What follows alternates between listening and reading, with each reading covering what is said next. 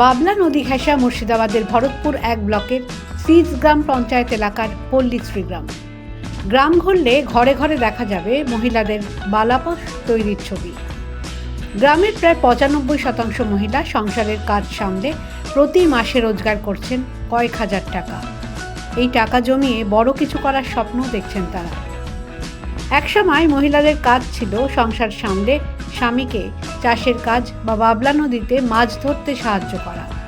কিন্তু বছর দুয়েক হলো এই দুটি কাজের সঙ্গে গ্রামের মহিলারা আরও একটি কাজে যুক্ত হয়েছেন। অল্প শীতে গায়ে দেওয়ার লেপ জাতীয় বস্ত্র তৈরি করছেন বছরভর। শীতের 4 মাস তাদের দম ফেলার ফুরসত থাকে না। এই অল্প শীতের বস্ত্র পাড়ি দিচ্ছে দূর গ্রামে। এই গ্রামে গিয়ে দেখা গেল বালাপোষ তৈরি যেন গ্রামের কুটির শিল্প হয়ে দাঁড়িয়েছে। কার্যত প্রতি বাড়িতে মহিলারা সুতো নিয়ে বালাপোষ তৈরি করছেন।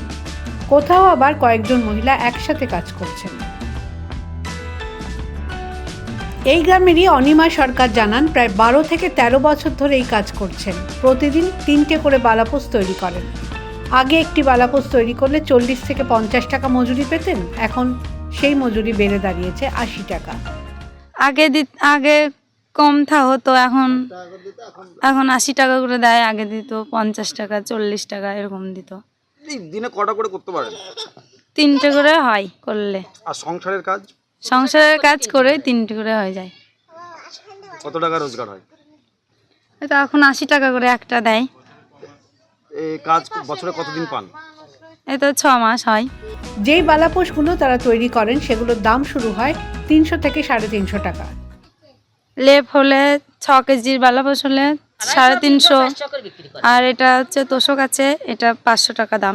প্রায় 3 বছর হলো গ্রামেই ব্যবসা শুরু করেন 2 যুবক। তারা বালাপোষ তৈরির একটি দোকান খুলে প্রথমে কয়েকজন মহিলাকে দিয়ে এই বালাপোষ তৈরি করাতেন। তবে এখন ব্যবসার পরিধি বেড়ে যাওয়ায় গ্রামের কয়েকজন যুবক মিলে মহাজনী ব্যবসা চালাচ্ছেন। ব্যবসায়ী শ্রীবাস সরকার বলেন, গ্রামের প্রায় 700 মহিলার মধ্যে 650 মহিলা বালাপোষ তৈরি করছেন। কেউ কেউ মাসে 7,000 টাকা পর্যন্ত আয় করছেন।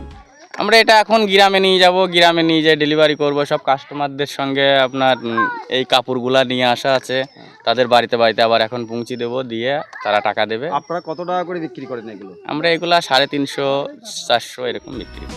বালাপোষ তৈরির জন্য 2টো পুরনো সিল্কের শাড়িকে জোড়া দিয়ে লেপের খোলের আকার দেওয়া হয়।